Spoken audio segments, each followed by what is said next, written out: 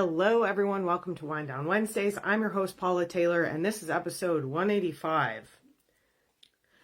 So I was lying awake last night and then again this morning trying to come up with a name for today's episode, trying to figure out what the common theme was, because one of the things I'm good at is taking a lot of seemingly disparate pieces of information and synthesizing them into an overarching theme, into something that hopefully makes sense and kind of ties everything together. And I just didn't have anything. And then all of a sudden it hit me. I remembered that late last year, I made a vision board, which I have here for the members of the Spiritual Awakening Sanctuary who can see the vision board I'm showing on the video. In the center of this, I put together two different phrases from two different sources. And what it says is fearless alchemist. And I realized that the theme of this episode is becoming a fearless alchemist. What does it mean? What is an alchemist? What does it mean to be fearless? What are some of the things that happen when you're fearless that create something like a tower moment where things that no longer serve you fall away, and it's difficult because that is how this work goes. So today we're going to talk about becoming a fearless alchemist. And first I just want to say it like, what is an alchemist? What do I mean by that? And the traditional definition of this is this idea of that they had way back in the day of turning something into gold, turning lead into gold, turning straw into gold. This idea of alchemy, of taking something that's heavy and dense like lead and turning it into something that is lighter and more desirable like gold.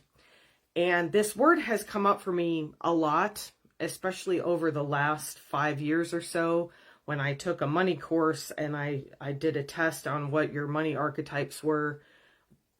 The first one that came up for me was an alchemist. I'm someone who takes something and turns it into abundance. Takes lead, turns it into gold. Takes denseness, turns it into expansion. However you want to word that. It's someone who is constantly transforming, essentially. And that does take a lot of bravery, because when things are constantly shifting, you have to deal with the repercussions of that shift. I don't know if repercussions is the right word, because that maybe has a negative connotation, but sometimes it feels that way. So let me backtrack a little bit and try to take you through the timeline of how I got to this and why I'm using this phrase.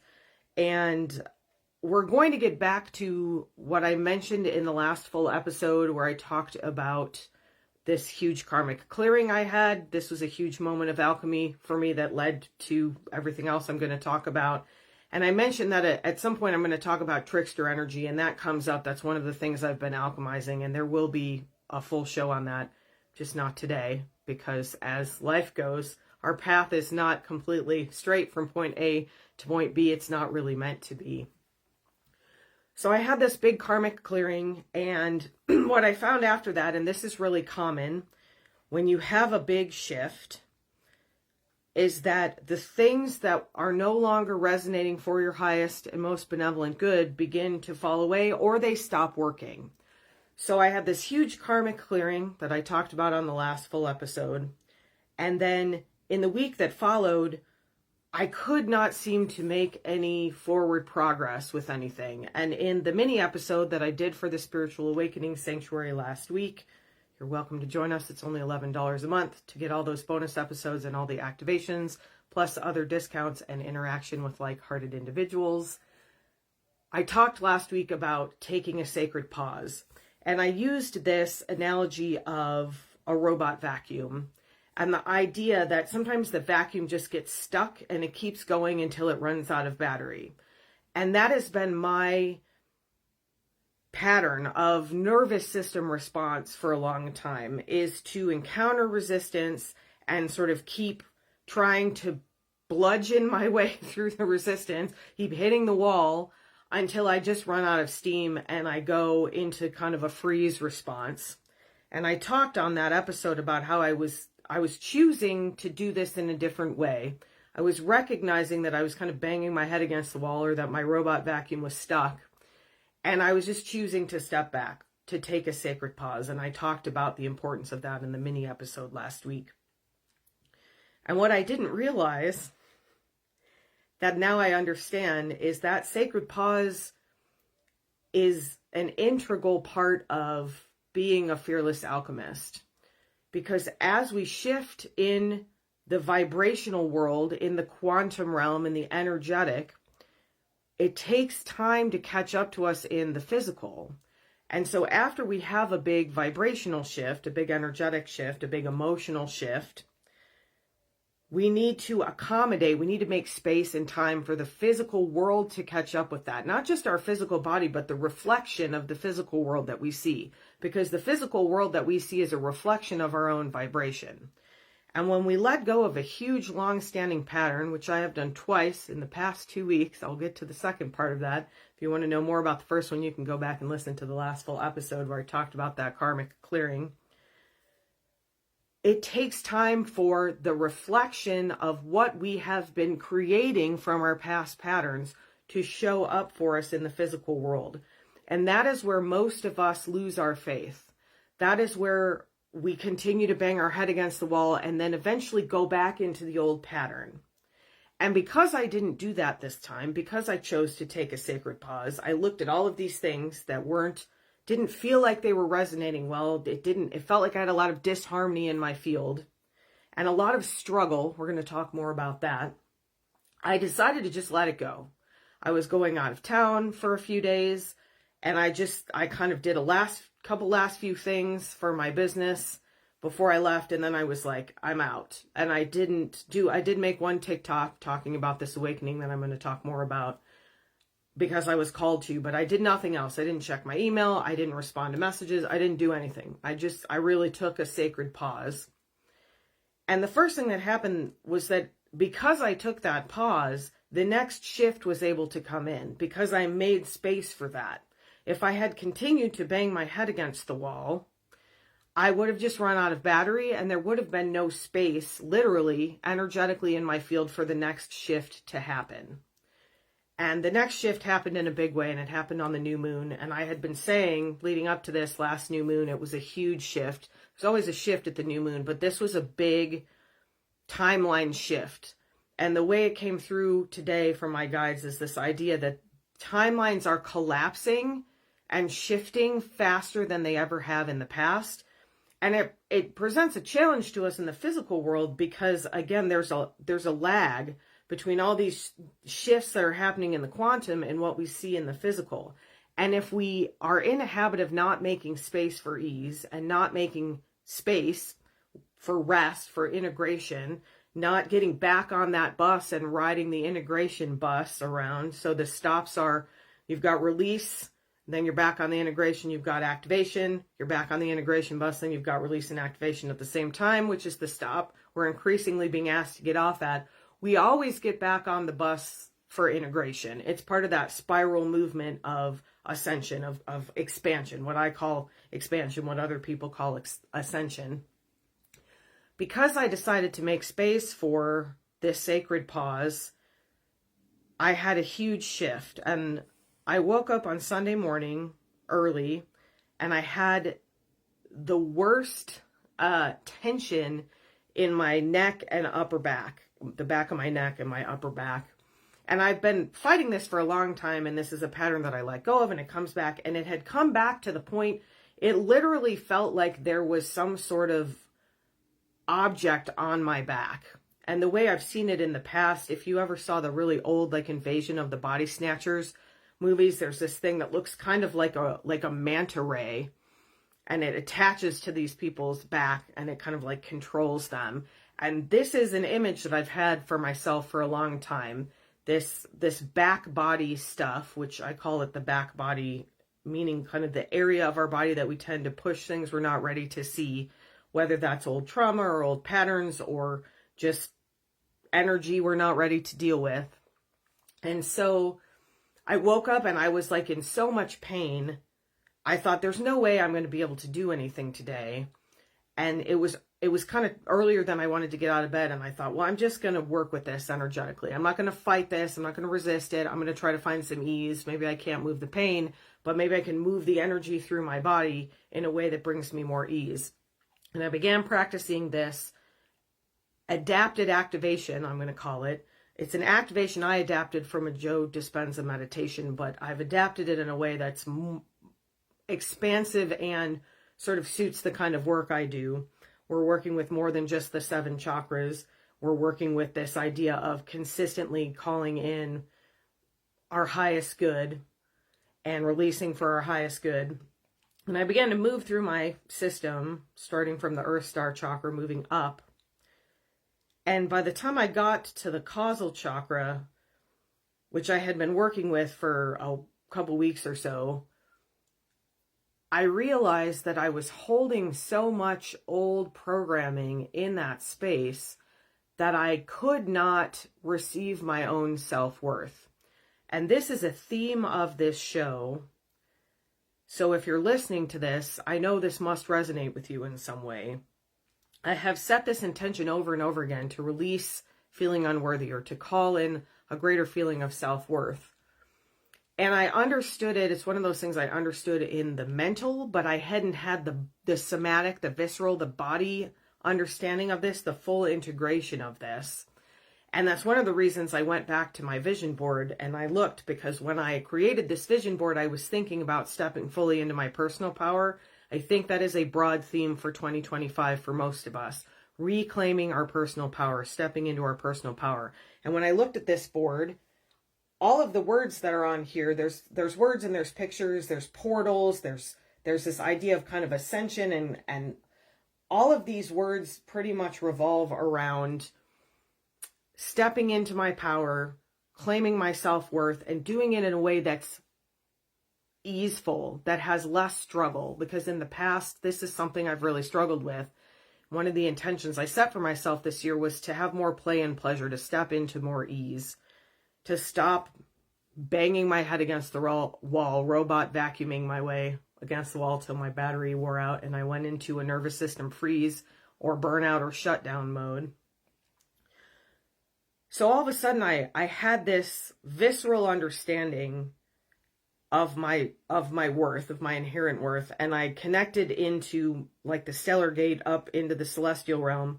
And I'm going to say right away, all of this tower moment is Albert Einstein's fault, because apparently I've seen him for a long time. I just realized he was my guide like 2 weeks ago or 3 weeks ago, very recently.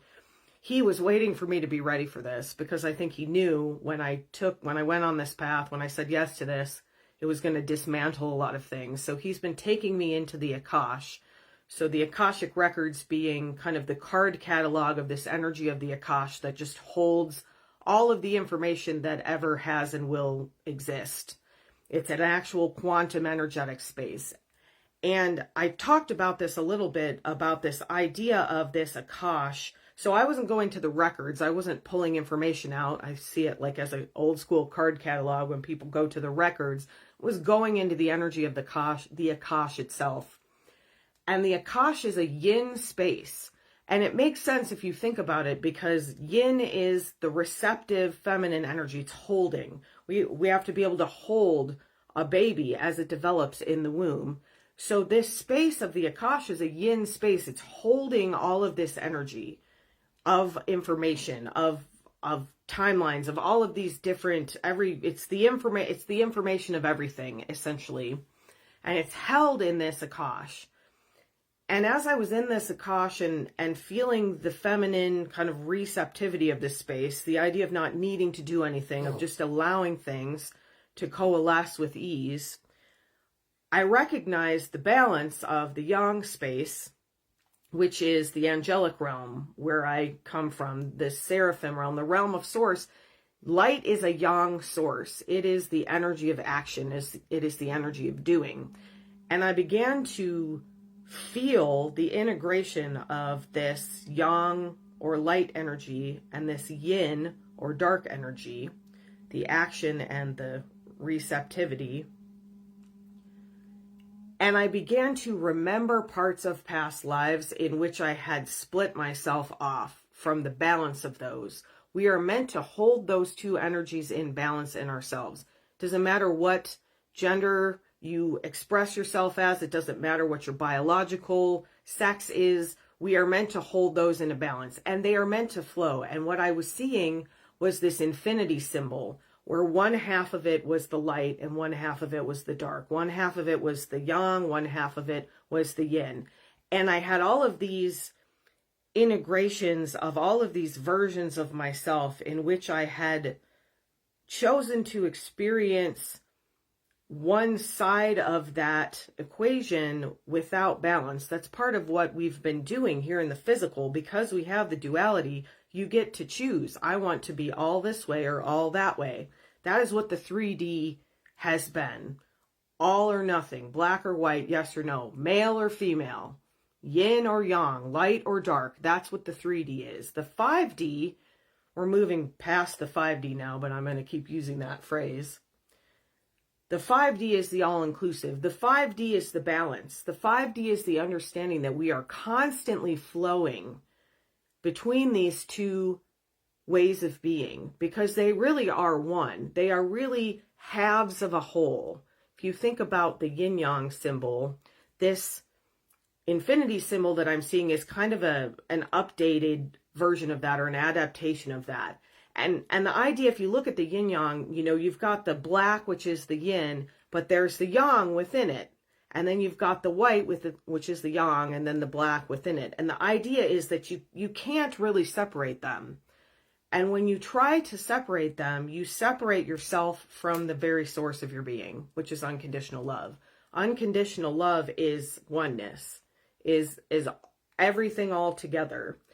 And we came from a place where it was all that existed. And in order to experience ourselves, we created this duality. We created these other dimensions, moving out from oneness into all these things, the 12D and 9D and 7D and 5D and 3D, all these different words that we have. And I had this experience of this fully integrated experience of myself as the yin, as the yang, as the male, as the female. And I had a kundalini, what people call a kundalini awakening, a kundalini rising. And I want to be clear about this. I've said this on a couple TikToks, but I don't think this can be said enough, because there's a lot of misunderstanding around this, especially I think amongst like the newly awakened, that this is something that happens once and you're done. Like, I had a kundalini awakening and it's all downhill from there, or it's all whatever, you know, it's all smooth sailing from there. That's not how this works. We have awakenings over and over and over again. Awakening just means waking up. You're waking up to another dimension of yourself. You're waking up to an expansion of yourself. And when you stop waking up, you've stopped your spiritual journey. So if you're speaking about this in a way where this happened once and then you never needed to do anything ever again, or there was never any more growth or expansion or contraction and expansion, you're missing the whole point of the journey. You're missing this like spiraling motion of continuing to fearlessly alchemize energy. So I had this energy coming up. I had this sacral awakening, and I could feel this really powerful sensual yin energy kind of meeting the active, more kind of, I guess, yang or sexual energy. And this idea of creation, of true creation, of this balance of sort of receiving and giving and yin and yang, and this in a physical body, what we experience as this feeling of pleasure or sensuality, and the pleasure has been really co-opted to mean something in the sexual realm, and that's not what I'm talking about at all. It includes that. It includes the full experience of yourself as a physical being and an energetic being. And I don't really have words to kind of describe this. I can just like sort of see the picture and try to do my best. But it was a remembrance of my true oneness. And I suddenly viscerally understood in my body that I don't need to prove my worth, that my worth is inherent. And the surprising after effects of this, which is one of the titles I had for this, the surprising after effects of claiming your worth, is that everything in my life has sort of shifted. Because it has to. Because anything I was doing that had an element of trying to prove my worth to myself, maybe through the reflection of other people, but to myself, no longer feels expansive to me. It's no longer resonant. It doesn't mean I'm never going to do anything again. It means that the way that I do things and the reason I do things has changed now to focus on this ease and this pleasure and helping other people awaken. That's always been one of my goals. But what I realized was that like underneath that or within that was always this vibration of trying to prove my worth to myself.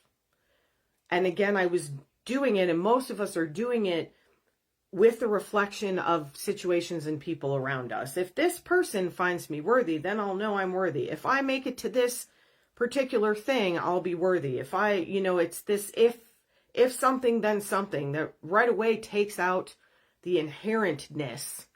Because if you need to get to the then you're trying to earn something. You're trying to find something outside of yourself. And when I had this alchemizing of all of my fears and doubts and worries and all of the striving that I had been doing to try to prove to myself what I knew intellectually but couldn't really receive in my quantum energetic field and especially in my body, it completely caused the tower to crumble. And I've been talking about a tower moment, and I've been saying we're all in a tower moment collectively. And like, this is a big old tower that we are crumbling. And we do this dismantling within ourselves, and then we see it reflected back. And there's so much chaos right now because so many people are waking up and so many people are doing this work, and everyone's doing this in a different place. We're on this path and everyone's in a different part of the path, and that's a beautiful thing, and there's no judgment in that. And all of that resonance creates a lot of chaos in our environment, and our own internal chaos amplifies that. So the first thing I noticed after this experience, and I've noticed this this is like, I'm talking about this as kind of the peak of this shift, but I've been leading up to this all year essentially, and especially probably since the middle of March or so, the last couple moon cycles. There's a lot more space in my field than there used to be. And all of a sudden there was a lot more time in my day, and I kept finding myself like lying down for 20 minutes at a time, 15 minutes at a time, an hour at a time, and like not feeling guilty about that at all. Just recognizing that this was part of this process of taking the sacred pause, of receiving. I cannot receive if I'm always giving. I cannot receive if I'm in action. I cannot be in a state of stillness and receptivity if I am striving. So one of the biggest things that happened as a result of this is that I have canceled the retreat that I had scheduled in Cambodia in November. And the interesting thing about this is that I felt an energetic shift around the middle of March. And the way I can describe it now, I didn't have the words for it then. I received this retreat fully formed as a download from my guides. And there was this bright light that I kept seeing. And I could see the whole thing happening. And I could see exactly how they wanted me to do it. And it was like, every time I checked in with them, they were like, focus on the retreat, focus on the retreat, focus on the retreat, no matter what else was going on. So of course, I was focusing on the retreat. The entire thing was planned. The entire thing was priced. I had the website completely ready to go. And I could not get like the resonance in line to get the booking process actually going. And I started about the middle of March kind of like reaching out and being like, hey, how do we get this going forward? And how do we move this forward? And how do I get something to get people to actually register? And it just was like it just felt off. The resonance felt off. And when I look back at it now, like it's like somebody turned off a light switch. And there's no judgment in this. this is a very good example, living example of this shift of your own resonance. When I began this shift, essentially what my guide said was like, you were calling this retreat in because you wanted to essentially push yourself into this shift. And you've made the shift now, you no longer need the retreat. Now that might be sad news to people who are looking forward to the retreat. And I will also say I'm still planning to do a retreat. It's just going to be different. At a different time, it might actually be sooner. I have no idea. In a different place, I'm not sure. Because one of the biggest aspects of this post-shift stillness, faith, trust, is that I literally have no idea what is happening next. I had gotten into a rhythm of sort of having these monthly events and teaching dimensional frequency expansion and seeing one-on-one clients and sort of having some growth in the virtual space and some growth in the physical space and just kind of following that path. And it's like, not only is the path no longer there, like we're not in Kansas anymore, Dorothy. Like I'm not even in the same state that I was in. I'm like, got dropped into the middle of Oz somewhere and I'm looking around like, oh, okay, I don't know what to do next. And I think it's really important to be transparent and honest and vulnerable about that, because I think it is the part of the journey that people don't talk about enough. I see people on TikTok all the time, when I had my Kundalini awakening, and then they kind of gloss through like, oh, everything fell apart. And now I'm great. Like, and everything fell apart. That is the tower moment. And being a fearless alchemist means that you continue to alchemize energy regardless of the consequences. And I say this, of course, with the intention that we're always setting the intention for the highest and most benevolent good, because you can destroy things, you can self-sabotage or sabotage others, you can destroy things in a way that is not this changing of resonance, but is an actual, like a willful act of destruction. It may not be conscious, but it's intentional.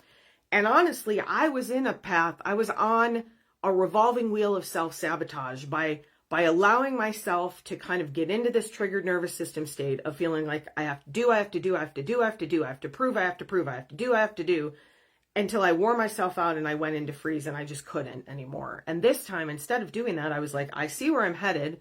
I'm not going to go there. I'm going to just sit down.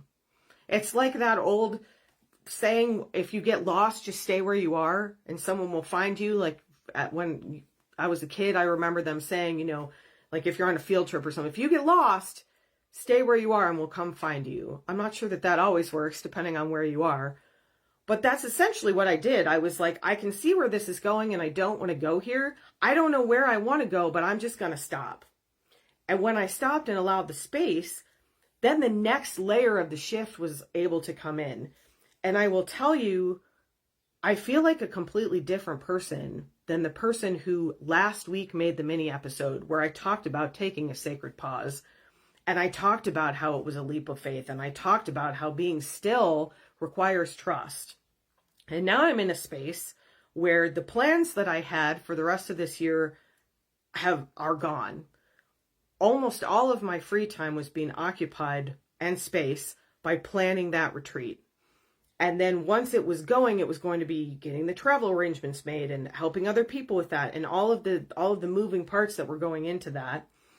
And that is suddenly completely gone. It's removed from my space. I sent the email this morning and it was not easy.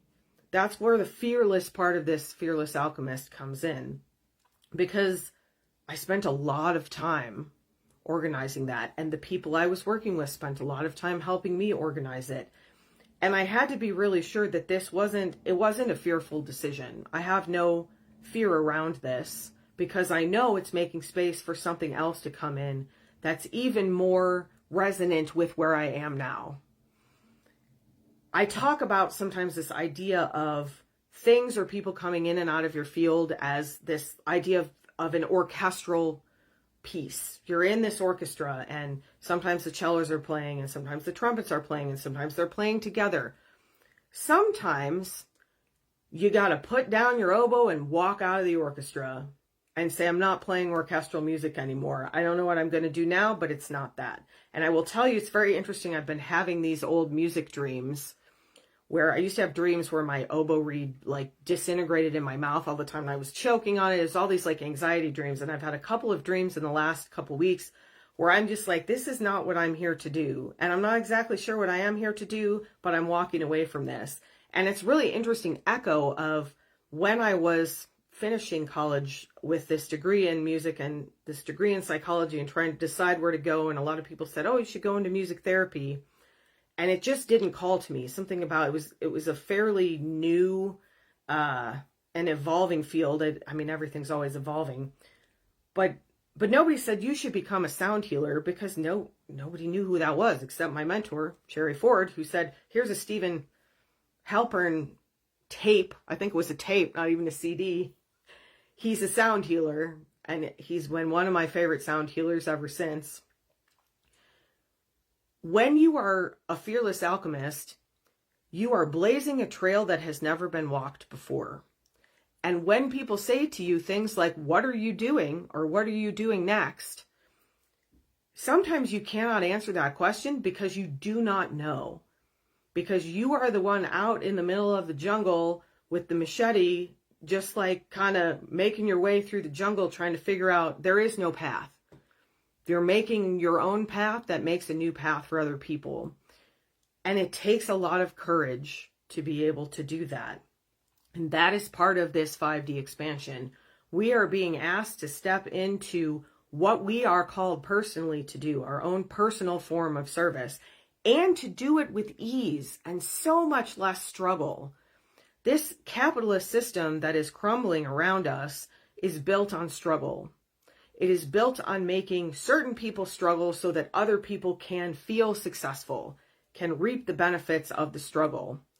And if all of us refuse to struggle, that system will collapse. And we are seeing that happen. We are seeing people wake up on many levels. I talk about the spiritual level, but we're seeing it politically. We're seeing it economically. We're seeing this is a worldwide, global humanitarian shift. All of humanity is being invited to shift. And shifts are not easy. That's why being an alchemist requires you to be fearless. And being fearless actually doesn't mean that you don't have fear.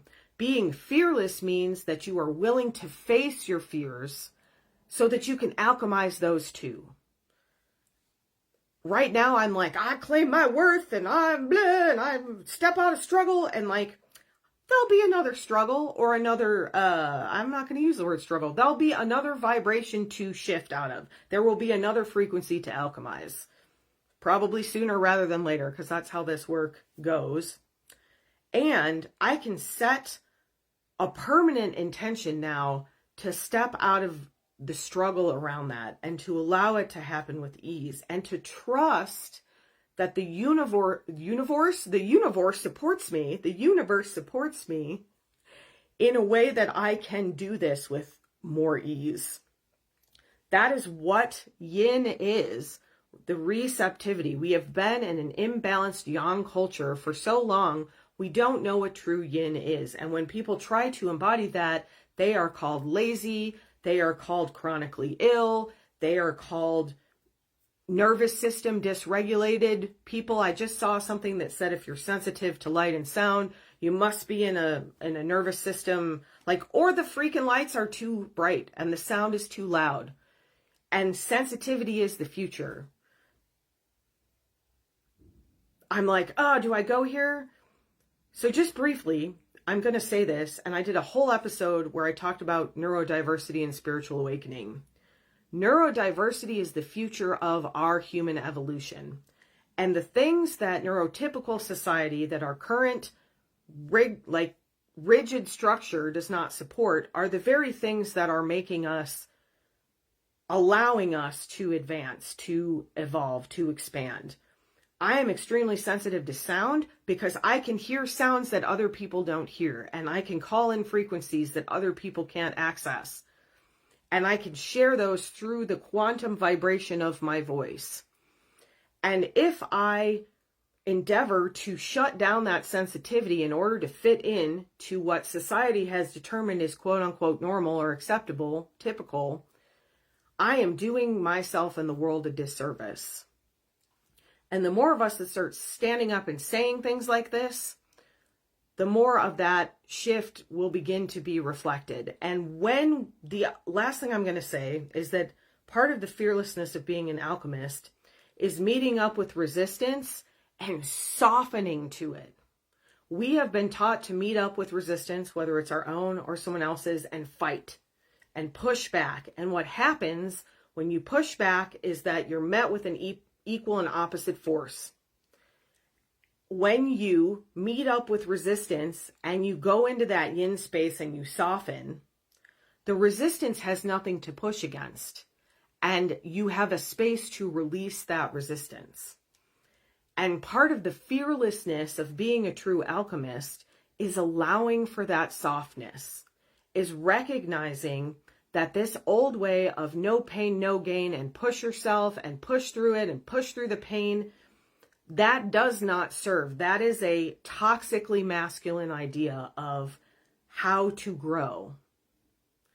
We need yang energy. We need that masculine energy. We need to be in action at certain times. And then we need to be able to come into the yin, the receptivity, the rest, the receiving. What good does it do to work if you cannot receive the vibrations of the work? And that comes down to this worthiness. If you are inherently worthy, you could never do a single thing again for the rest of your life, and your worth would not change. In a balanced state, you are moving between being active and being passive, being yang and being yin, being light and being dark. There is a movement there, and we have lost that movement. And as we move back toward incorporating the yin as an equal partner to the yang, there is going to be some of the pendulum swinging a little bit further. We're going to be a little yinnier for a while so that we can find the balance. In order to move into this shift for myself, I have done more resting over the last 4 months this year than I ever have in my entire life before. Literally just lying in bed, whether that's meditating, whether that's sleeping, whether that's doing energy work, whatever that means for me, I have been able to receive because I have made space for that. And we are told that that is not okay, because if we do that, the system that our society is built on will collapse. It is meant to collapse. That is what a tower moment is. And a tower moment is not easy. A tower moment is me having to send out my May newsletter, which is coming out in the next couple days, where I say, hey, I canceled this Cambodia retreat. And the old me would be very concerned about how that appeared. That people would think, oh, she couldn't really handle it. She couldn't do it. She, blah, blah, blah, blah, blah. There's all these old stories. And the integrated me knows I need do nothing to earn my worth. I only need to say this was resonating at one time and it no longer is. And by making room for the new, I've got to release something, and this is what I am releasing. And I don't know what the new is yet. I have trust that it will come in. And that is one of the hardest parts for me. And that is one of the places where the resistance comes up and where we tend to abandon ourselves, sabotage ourselves on the path. Oh, I've made this big, huge shift. Where is everybody? Where is everything? Where's the next thing that's supposed to come in? I have to have faith that it will. And that requires trust. And it requires the ability to sit in that yin energy, to sit and receive. I went to the beach this weekend, and I was very much in that integrating space of receiving and just not being super active. And I was watching all the people around me being active, and I was noticing how hard it is for people to be.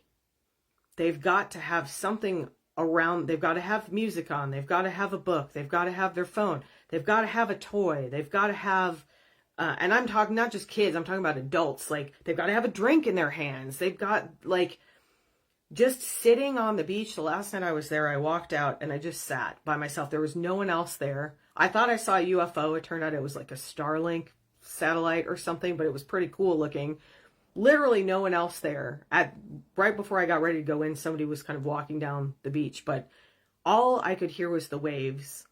And there was this little teeny beautiful crescent of a moon starting to form, and I could see the stars, and I was in a complete space of yin receptivity, of just being in the space. To the point that I was like, at a certain point, I gotta get up and go inside, mostly so I could go to bed. But I was so centered and supported in that space, I wasn't ready to move back into the active yet. And if we can't spend any time in the yin receiving, how can we fully receive? How can we recognize that our worth is inherent when we were consistently looking for it outside ourselves through striving, whatever that looks like? So if you are enjoying the podcast and you would like more, if you'd like to join the powerful activation I'm about to do, or any of the previous activations and guided meditations, if you would like a community of like-hearted individuals and access to exclusive discounts, we would love to have you join us in the Spiritual Awakening Sanctuary. There is a link in the podcast notes to check that out, learn more, and decide to join us. It's only $11 a month.